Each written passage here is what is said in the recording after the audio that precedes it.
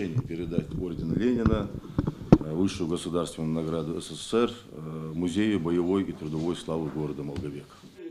Перед началом церемонии в концерне «Ингушнефти», где хранилась награда до сегодняшнего дня, состоялось подписание документов, акта передачи. Орден в руках волонтеров движения «Вверх» и под шаг знаменоносцев был перевезен в музей. Он подчеркивает заслугу ингушских нефтяников в кризисный период для Советского Союза. Орден Ленина – это одна из высших государственных наград СССР, которые награждали за особые выдающиеся заслуги перед Отечеством. В 1942 году, когда враг был уже на подступах Малгобека, нефтяники этого города продолжали работать и добывать необходимую фронту нефть. Их десятилетний труд был замечен и оценен. Председатель правительства и руководитель страны Иосиф Сталин посчитал нужным и правильным, что те заслуги, трудовые заслуги, которые есть у нефтяников Малгобека, должны быть отмечены. И в 1942 году трудовой подвиг нефтяников Малгобека был отмечен самой высокой государственной наградой ордена Ленина.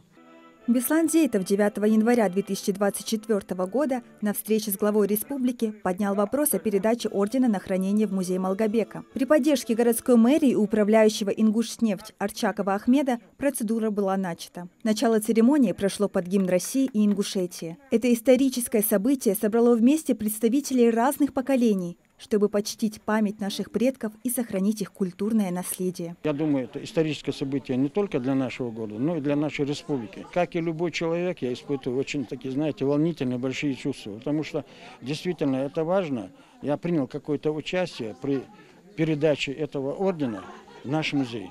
Вот мы его передали нашему директору. Конечно, большие эмоции. Я рад за наш город, рад за наших всех жителей. Это высокая награда нефтяников нашего города. Орден был помещен в специальную витрину, где он будет храниться и демонстрироваться посетителям музея. К завершению торжественной церемонии музей с экскурсией посетили школьники. Они с любопытством разглядывали предметы и экспонаты, посвященные Великой Отечественной войне. Внимательно читали информативные доски. Не осталось и без внимания главная реликвия музея. Рамзан Медов здесь не впервые. Я очень испытываю гордость и восхищение своему народу из-за того, что именно нам передали этот орден. Не заметить награду такого большого значения невозможно. В музее предусмотрено 3 зала. Алаудин Сароев подчеркнул, что орден Ленина займет центральное место в экспозиции зала трудовой славы, так что каждый посетитель может прикоснуться к живой истории.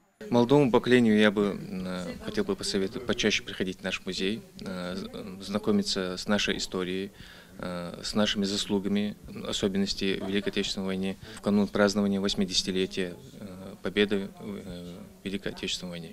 Это историческое событие – шаг к сохранению памяти о тех людях, кто отдал свои жизни за свободу и независимость нашей страны. Двери музея в будние дни всегда открыты для посещения. Теперь жители своими глазами могут взглянуть на реликвию времен Великой Отечественной войны. Луиза Арапиева, Билал Хильгов, Магаз 24.